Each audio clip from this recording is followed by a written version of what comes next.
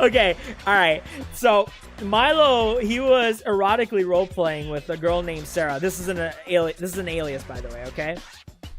And we didn't find out until years later when Sarah decided to like just drop it. And we knew Sarah, okay, but she just dropped that out of nowhere. I'm not gonna explain the reasoning behind why she did so and whatnot. Just know that she dropped it, and there was just no dispute about it. Okay, so once that dropped, I was absolutely stunted. I was just grossed out. All right, everybody was having reactions to it, and then eventually two sides kind of split apart, right?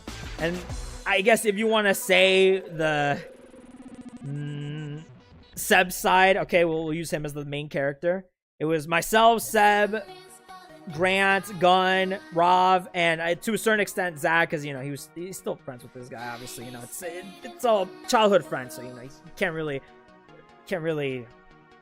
criticize that. But anyways, right? And then the other side was Milo's girlfriend, Milo himself, and then there's these other people that I don't want to say their names because they were kind of neutral about it, which I don't know how. I'm gonna be honest with you, I don't know how you could be neutral, but anyways, right? And I decided, okay, I'm gonna talk to Sarah because, like, dude, this is such a big deal for me. I want to give them the benefit of the doubt because I've always been a person that likes talking to two sides for whenever like some situation happens, right? Even though it was gut wrenching, I ended up deciding to talk to Sarah, okay? And I wanted to ask her, like, okay, you know, why did you do this? What's the reasoning behind it? Where's the proof, right? And she just gave me so much proof that it was just so indisputable, dude. And in one of those proofs, and here comes the Skittles story, right? He's erotically role playing with Sarah, and dude. He's doing these weird catchphrases, right? And let's just say banana was talked about, all right? And I'm talking about like actual banana, but it was a euphemism for you know what. And all this other stuff. And one of those, while they were both like, I guess, what's the word? Flirting with each other, Milo decided to say, he decided to tell her, you know, I could suck the color out of your Skittles if you know what I mean. Dude, and I kid you not, I read that. I read that. I would suck the colors out of your Skittles if you know what I mean. I read that, and I kid you not, I feel so bad, but like, I just flat out laughed. And by the way, Sarah was chill with that because I literally couldn't help it, dude. I couldn't help it. I laughed. I know it was a serious situation, but I laughed, dude. I laughed at that catchphrase.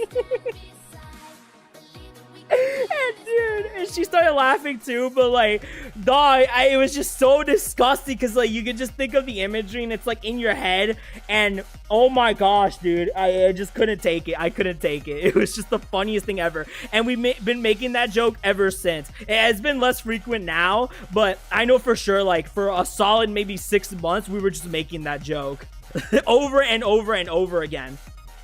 All it took was someone like asking, you know, I'm not too fond of this color, and I'll just come in with like, you know, rainbows are my favorite color.